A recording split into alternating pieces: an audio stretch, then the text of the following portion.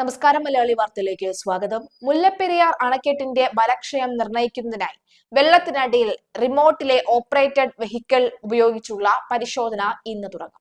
അണക്കെട്ടിന്റെ ജലാഭിമുഖ ഭാഗത്തെ ദൃശ്യങ്ങൾ ശേഖരിച്ച ബലക്ഷയം വിലയിരുത്തുകയാണ് ലക്ഷ്യം. 1200 അടി നീളമുള്ള അണക്കെട്ട് 100 അടി വീതമുള്ള 12 ഭാഗങ്ങളായി തിരിച്ചാണ് ആദ്യഘട്ട പരിശോധന. ഇതിനുശേഷം 50 അടി വീതമുള്ള ഭാഗങ്ങളായി തിരിച്ച് പരിശോധിക്കും. സിമന്റ് പ്ലാസ്റ്ററിംഗ് ഇളകിപ്പോയും നിർമ്മാണത്തിന് ഉപയോഗിച്ചുള്ള സുർക്കി മിശ്രിതം നഷ്ടപ്പെട്ടും കരിങ്കല്ലുകൾ തെളിഞ്ഞതായി മുമ്പ് കേരളം നടത്തിയ പഠനത്തിൽ വ്യക്തമായിരുന്നു. സുപ്രീം കോടതിയുടെ നിർദ്ദേശപ്രകാരമാണ് ജലാഭിമുഖ ഭാഗത്ത് ഈ പരിശോധന നടത്തുന്നത്. ദില്ലി CSMREയിൽ നിന്നുള്ള 4 ശാസ്ത്ര സാങ്കേതിക വിദഗ്ധരുടെ സഹായത്തോടെ ഫ്രാൻസിൽ നിന്നെത്തിച്ച ഉപകരണം ഉപയോഗിച്ചാണ് ഇത്തവണ പരിശോധന നടത്തുന്നത്. ഏറ്റവും ഒടുവിൽ അണക്കെട്ടിന്റെ മധ്യഭാഗത്ത് 10 അടി വീതമായി ഭാഗിച്ച് ROV ഉപയോഗിച്ച് ചിത്രം എടുക്കും. കേരളത്തിൽ ഇതിനു മുമ്പും ഇത്തരത്തിലുള്ള റിപ്പോർട്ടുകളൊക്കെ തന്നെ പുറത്തു വന്നിട്ടുണ്ട്. അതുപോലെ തന്നെ മുമ്പും AI ദൃശ്യങ്ങൾ, അതായത് ഈ നമ്മുടെ ഈ മുല്ലപ്പെരിയാർ അണക്കെട്ടിന്റെ താഴെയായുള്ള AI ദൃശ്യങ്ങൾ അടക്കമുള്ളവയും വരുന്നൊരു സാഹചര്യം ഉണ്ടായിട്ടുണ്ട്. എന്തായാലും നിലവിലെ സാഹചര്യത്തിൽ മുല്ലപ്പെരിയാർ അണക്കെട്ടിന്റെ അടിഭാഗത്ത് വിള്ളലുണ്ടോ എന്നടക്കമ്പോൾ അറിയാനുള്ള സാധ്യതയാണ് ഇപ്പോൾ പരിശോധിക്കുന്നത്.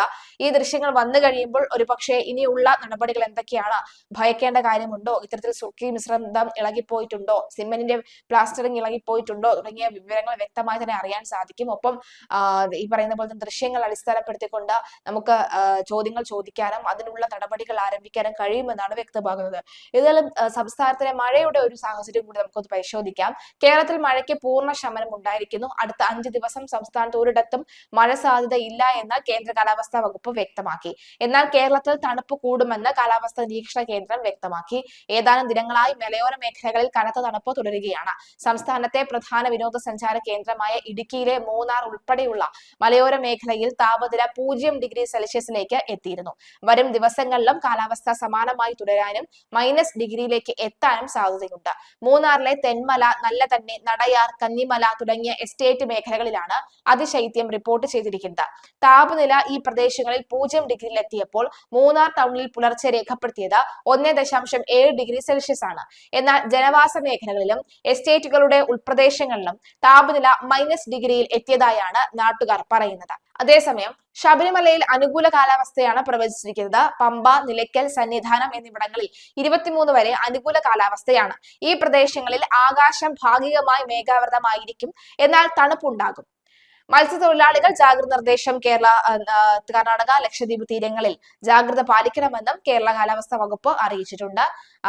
തെക്കൻ തമിഴ്നാട് തീരം, ഗൾഫ് ഓഫ് മാന്നാർ, അതിനോട് ചേർന്ന കന്യാകുമാരി പ്രദേശം, മധ്യ പടിഞ്ഞാറൻ അറബിക്കടൽ, തെക്ക് പടിഞ്ഞാറൻ അറബിക്കടൽ എന്നിവിടങ്ങളിൽ മണിക്കൂറിൽ 45 മുതൽ 55 കിലോമീറ്റർ വരെയും ചില അവസരങ്ങളിൽ മണിക്കൂറിൽ 65 കിലോമീറ്റർ വരെയും വേഗതയിൽ ശക്തമായ കാറ്റിന് സാധ്യതയുണ്ട്.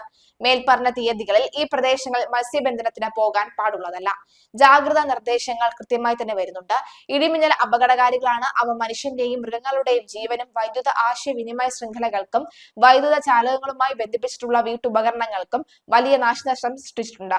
ആയതിനാൽ പൊതുജനങ്ങൾ താഴെ പറയുന്ന മുൻകരുതൽ കാർമേഘം കണ്ട് തുടങ്ങുമ്പോൾ തന്നെ സ്വീകരിക്കേണ്ടത് മുന്നറിയിപ്പുണ്ട്.